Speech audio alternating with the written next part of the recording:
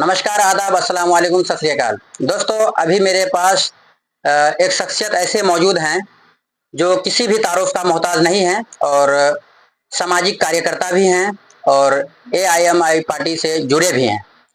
आइए जानते हैं अररिया जिला के सांसद प्रदीप जी क्या बोले हैं, उसके विषय में कुछ बात करते हैं। सर बताइए, लोगों को काफ़ी जो है लोग काफ़ी उग्रसित हो रखे हैं, मामला थोड़ा मोड़ा शांत भी हुआ है, कुछ लोग अभी भी कई जगह पे कह रहे हैं, कोई कुछ कह रहे हैं, कोई कुछ कह रहे हैं। तो क्या बोलेंगे इसके विषय में? क्या वो सही बोले हैं या क्या? देखिए, मामला हमारे ज़िला अररिया में शांत होना भी चाहिए और जो भी थोड़ी बहुत अभी कमी है अमन और सुकून के ताल्लुक से वो इंशाअल्लाह मुकम्मल तौर पर बहाल होगा। लेकिन मसला ये है कि इतना पुरसुकून इलाके में जहाँ कोई दंगा फसाद कुछ नहीं होता है, हमारे चारों ज़िला में सीमांचल के इलाके में मशहूर है, लेकिन वहाँ पर एक ज़िम्मेदार व्यक्ति, एक मेंबर ऑफ पार्लियामेंट, एक संवैधानिक पद पर बैठकर वो इस तरह का धार्मिक और इस तरह का असंवैधानिक बयान देता है, तो उनके ऊपर सबसे पहले नंबर पर कार्रवाई होनी चाहिए, उनको सज़ा मिलनी चाहिए। इसलिए कि ये शरारत, ये फसाद पैदा करने और भड़काने का काम उन्होंने ही किया है, उनके भाषण से हुआ। अफसोस इस बात पे है कि उन पर अभी तक कोई कार्रवाई नहीं हुई। लेकिन सर उनका कहना है, अब जो बता रहे हैं अपने ट्वीट के माध्यम से, वो तो कह रहे हैं कि हम इस तरीके से नहीं बोले हैं, हम ऐसे बोले हैं जितने भी अररिया जिला में हिंदू भाई कई जगहों पे अलग अलग इसमें बटे हुए हैं, वो लोग हिंदू बन के रहे, ये बोले हैं। नहीं, खैर वो तो अपने बचाव में बोल रहे हैं, उनको तो अब अपने वो देना है, सफाई पेश करनी है। तो खैर चलिए, उनको ये तो समझ में आ गया कि भाई हमको क्या बोलना है क्या नहीं बोलना है। लेकिन ये है कि उनकी मंशा ये थी कि वो अपने उनके ऊपर जो आका हैं बिहार के अंदर स्टेट लेवल के हैं, वो उनके सामने में उनकी प्रिय मित्र बन जाए इस तरह के भाषण देकर। लेकिन उनको नहीं मालूम है कि इस तरह के भाषण हमारे सीमांचल के लोग, अररिया के लोग पसंद नहीं करते हैं। हिंदुओं को एकजुट करना है तो ये शब्द थोड़े ना इस्तेमाल होता है कि अगर अररिया में रहना होगा तो हिंदू बनकर रहना होगा। ये जुमला कहीं नहीं बोला जाता है। हम कभी नहीं बोलते हैं कि भाई मुसलमानों को या अररिया में रहना है तो मुसलमान बनकर रहना होगा। इसके लिए साफ सिंपल सा जुमला था कि हिंदू भाइयों मुत्तहिद होकर के रहो, सीमांचल के अंदर, पूरे भारत के अंदर हमें देश की उन्नति के लिए, तरक्की के लिए काम करना है। सिंपल सा जुमला है, ये बोलना था। ये क्या कि भाई अररिया में रहना है, तो इससे साफ अर्थ निकलता है किसको रहना है। यानी अररिया में अगर कोई गैर मुस्लिम भी रहना चाहता है तो उसको हिंदू बनकर ही रहना होगा। खैर चलिए, वो अपनी सफाई पेश कर रहे हैं, लेकिन ये बड़े अफसोस की बात है, ये एक तरह का जाहिल और गुंडा और मवाली इस तरह का लफ्ज इस्तेमाल करता है। जिस तरह देश को नफरत में झोंकने वाले जो फसादी तंजीमें हैं, उनके लोग इस तरह की बात करते हैं। एक एमपी हैं आप, एक नहीं दो दो तीन तीन मरतबा आप संवैधानिक पद पर जा चुके हैं।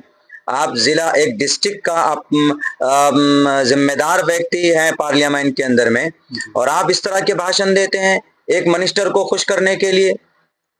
और इस कोई भी यात्रा निकालिए, कोई भी आप किसी कम्युनिटी को मुत्तहिद कीजिए, कोई अप्रोच नहीं करेगा, कोई किसी को दिक्कत नहीं है। लेकिन आप उसके जरिए से किसी को भी, मुस्लिम को या किसी और जैन को, बौद्ध को, किसी भी कम्युनिटी को अगर आप तकलीफ दीजिएगा तो ये असंवैधानिक हो जाता है, ये गैर कानूनी हरकत हो जाती है। दोस्तों यही कहना है, जैसे हजरत का कहना हुआ, काफी लोगों का कहना है कि अगर वो सांसद हैं तो अररिया जिला में हर तरह के लोग हैं, हर जाति से लोग आते हैं। इस सीमांचल इलाके में काफी पुरजोर से पहले से ही आपस में भाईचारा बनाए रखे आए हैं। तो भी सही है कि अररिया जिला में सांसद वो है तो सबका सांसद है, उनको इस तरीके का भाषा नहीं बोलना था।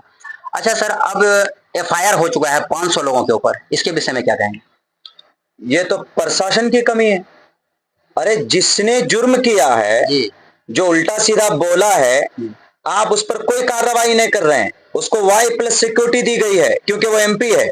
और जो बेचारा, सिर्फ जिन लोगों का ये कहना था, जिन नौजवानों का, कि भैया आप उनको अरेस्ट कीजिए, आप उनके खिलाफ 500 अज्ञात नौजवानों के खिलाफ आपने केस बुक किया है। किसको पकड़िएगा उसमें? हमको भी पकड़ सकते हैं, आपको भी पकड़ सकते हैं, किसी को भी पुलिस को मन में आएगी उठा के पकड़ के डाल देंगे। क्या चल रहा है? ये गुंडाराज नहीं है तो क्या है? चोरी और सीना जोड़ी। आप, हाँ, कुछ नौजवानों ने अगर इस तरह की हरकत की है, अगर किसी सरकारी प्रॉपर्टी को डैमेज किया है, कोई कानून को हाथ में लिया है, तो हम खुलकर आपके साथ हैं प्रशासन के। आप उनको पकड़िए, आप उसको सजा दीजिए, लेकिन पहले इन सब का जो जिम्मेदार है पहले उनको पकड़िए। वो क्यों बैठा हुआ Y+ सिक्योरिटी के अंदर में? यहाँ के प्रशासन से, अररिया के प्रशासन से कहना चाहूंगा कि भाई आप इस तरह के काम कीजिए, आप उन मुजरिमों को पकड़िए पहले। सब बड़ा मुजरिम इस विषय में, यहाँ तो कोई मामला ही नहीं था, कोई मसला ही नहीं था। लोग अपना खुद मेहनत मजदूरी करने में बिजी रहते हैं, इसलिए कि ये इलाका बहुत ज्यादा पिछड़ा हुआ इलाका है, किसी को क्या लेना देना। लेकिन खामखा वो इस तरह के भाषण देकर लोगों को उग्र किया, इस तरह के बातें कही उन्होंने। और फिर वो पर्टिकुलर क्या हिंदुओं के MP हैं, उनको देख लीजिए, जोकी से भी वोट गया है, कहीं ना कहीं पलासी से भी वोट गया है, सबको कोई ना कोई वोट दिया है। हर आदमी का, हर पार्टी को चारों तरफ से वोट मिलता है किसी कैंडिडेट को, तब जाकर के वो कामयाब होता है। और खुद उनको शायद मालूम नहीं है, बल्कि अच्छी तरह मालूम है। जोकी के अंदर में यहाँ के लोगों ने उनके बिहार के बीजेपी के जो अध्यक्ष बने हुए हैं, उनको MLC का चुनाव के अंदर में मुसलमानों ने भरकर वोट दिया है, थैली भर भर कर वोट दिया है, और हमारे लोगों ने दिलाया भी है। हमारे लोग क्यों नहीं बोल रहे हैं अभी?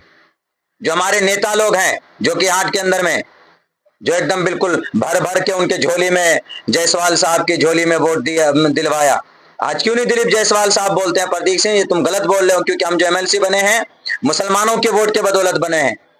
उनको आज बात समझ में नहीं आती, आज उनकी पश्तपनाही कर रहे हैं। वो जो दंगाई और फसादी जो एक यात्रा निकाला गया है लोगों को के दरमियान में नफरत फैलाने के लिए, उसको प्रमोट किया जा रहा है। ये सब नहीं होना चाहिए। सियासत कीजिए ठीक है, लेकिन किसी के मजहब को, किसी की भावनाओं को तकलीफ मत दीजिए। हम आपके चैनल के माध्यम से तो यही कहेंगे, उसके ऊपर फौरन केस बुक होना चाहिए। और हम उन लोगों से भी कहना चाहते हैं जो हमारी बड़ी तंजीमें हैं, हमारे बड़े जो नेता हैं यहाँ पे, जो बड़ी बड़ी पार्टियों के बड़े बड़े सिंबल लेकर के हमेशा 40-50 साल से राजनीति करते हुए आए हैं पूरे सीमांचल के अंदर, वो क्यों नहीं जाके FIR दर्ज कराते हैं? उनके नाम पर FIR दर्ज होना चाहिए, कानूनी कार्रवाई होनी चाहिए। हम भी इसके खिलाफ हैं कि कोई सड़कों पर उतरे, नहीं उतरना चाहिए हमारे नौजवानों को, और किसी को तकलीफ नहीं देना चाहिए। लेकिन जब कानूनी कार्रवाई नहीं की जाती है उस पर, तो लोगों का गुस्सा भड़क उठता है कि भाई क्यों नहीं हो रही है, इतना बड़ा जुर्म है, हम कभी एक लफ्ज बोले तो हमको जेल में डाल दिया जाता है। और वो मंच से और बिल्कुल ऑन रिकॉर्ड आकर के बोलता है कि इस तरह अगर रहना है तो इस तरह बन के रहना होगा। अभी हजरत कई तरह के कई फोर्स उतारे गए हैं अररिया जिला में, जाके देखेंगे 0 माइल में न जाने कई सौ नहीं कई हजारों फोर्स है। ये कहीं ना कहीं सरकार का नुकसान तो है ना? नहीं, देखिए सरकार का नुकसान करने वाला कौन, पहले देखिए ना भाई। MP साहब था, उनको फौरन निलंबित किया जाता कि तुमने इस तरह संवैधानिक बयान क्यों दिया। नीतीश सरकार बैठकर देख रही है, उनको नहीं देख रहा है कि भाई उनके स्टेट के अंदर क्या हो रहा है। तो अभी बयान दे रहे हैं अपने मंच से, फिर दोबारा बयान दे रहे हैं कि हम इस तरीके से बोले नहीं हैं। अगर लोगों को लगे कि हम इस तरीके से बोले हैं, तो हम पहले तो बता दें कि हम पिछले 5 टर्म से, यानी MLA, पहले MLA भी रहे, विधायक भी रहे, फिर MP हैं, अभी सिम्टम शायद 5 बार से हैं।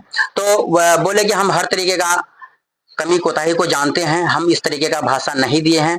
लोगों को सोच में लग रहा है कि ऐसा बोले हैं, लेकिन हम बोल ऐसे रहे थे, लेकिन बोला ऐसा गया, ये बोले भी हैं। देखिए ये जांच होना चाहिए, वो जो पूरा उस प्रोग्राम का जो वीडियो है कहीं ना कहीं तो रिकॉर्ड होगा जी, उसको पूरे को एकदम अमानतदारी के साथ चलाकर देखना चाहिए कि भाई वो क्या बोलना चाहते हैं और क्या कहना चाहते हैं।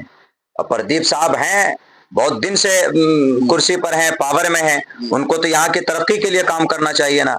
अभी 15-20 दिन पहले सैलाब आया, लोगों की मेन फसलें जो सीमांचल के लोगों की वो धान है, वो धान खत्म हो गया लोगों को, उनको मुआवजा नहीं दिला पाए। 7,000 रुपए का वो लॉलीपॉप थमा दिया गया कुछ लोगों को, 7,000 रुपए का यहाँ तो लोग सिर्फ खाने में खत्म कर देते हैं। जैसे पुराना लिस्ट था सर, पुराना लिस्ट के माध्यम से भी नहीं दिया गया है। सिम्टम 40% लोगों को दिया गया है, वो भी समझिए एक वार्ड में सिम्टम 10 से 12 लोगों को पैसे आया। हम इतना जानते हैं कि ये चुस्की दे करके खुश करने से कोई फायदा नहीं है। खुसूसन प्रदीप साहब से कहेंगे कि भाई आपकी वहाँ पे भी गवर्नमेंट है और आप यहाँ पर MP हैं, मेंबर ऑफ पार्लियामेंट हैं, आप सबसे पहला काम तो ये कीजिए कि भाई ये महानंदा बेसिन का काम जल्दी से पूरा करवाइए, इसको जो भी रुकावट है उसका काम कीजिए। दूसरा काम ये कीजिए कि हमारे अररिया के अंदर में एक भी मेडिकल कॉलेज नहीं है, वो लाइए आप।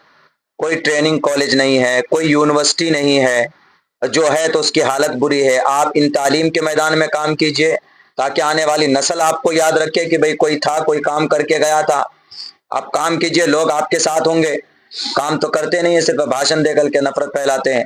इसीलिए आपके जरिए से यही पैगाम देना चाहता हूं कि भाई आप लोगों के बीच में भरम मत फैलाइए, काम कीजिए।